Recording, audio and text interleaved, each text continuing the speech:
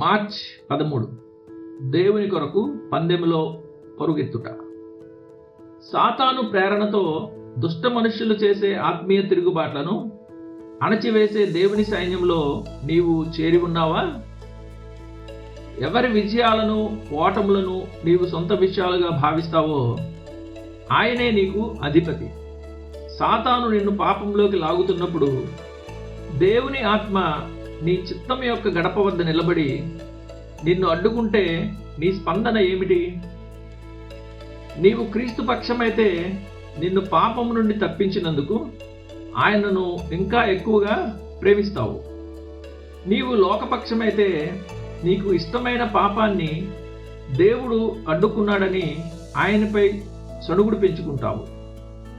సాతాను తిరిగి వచ్చినప్పుడు నీవు ఇంకా ఆ పాపం కోసమే ఆశపడుతున్నావని వాడు గమనిస్తే వాడు నిన్ను మళ్ళీ లోబరుచుకుంటాడు. దేవుని బిడ్డల ప్రయాసలను ఆయన దీవించినప్పుడు నీవు ఎలా స్పందిస్తున్నావు? సువార్త వర్ధిల్లుతుంటే నీ ఆత్మ స్తుతి గీతాలతో ఉప్పొంగుతుందా?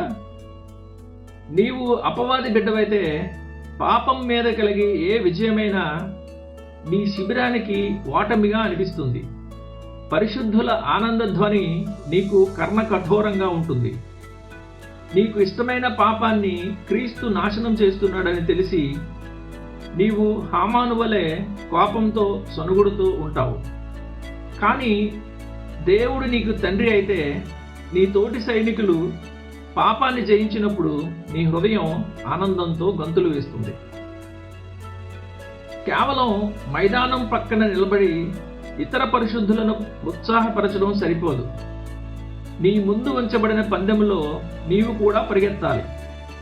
నీవు దేవునికి చెందినవాడవు అయితే నీ స్వార్థం కోసం కాకుండా ఆయన మహిమ కోసం పరిగెత్తాలి. నీ కోరిక కంటే ఆయన చిత్తానికే మొదటి ప్రాధాన్యత ఇవ్వాలి. సాధారణంగా ప్రజలందరూ రాజభవనంలో సుఖంగా ఉండాలని కోరుకుంటారు. కానీ రాజును నిజంగా ప్రేమించేవారు రాజభవనపు విందుల కంటే శత్రువు బలంగా ఉన్న సరిహద్దు వద్ద స్వచ్ఛందంగా సేవ చేయడానికి సిద్ధపడతారు. రాజును సేవించే ఘనత లభించినందుకు వారు కృతజ్ఞత కలిగి ఉంటారు. దేవుని రాజ్యంలో నీవు కేవలం ఒక ప్రేక్షకునివి కాదు, నీవు ఒక సైనికుడివి. శత్రువు దాడి ఎక్కువగా ఉన్న చోట నిలబడి పోరాడడానికి, నీ పందెమును ముగించడానికి సిద్ధంగా ఉండు.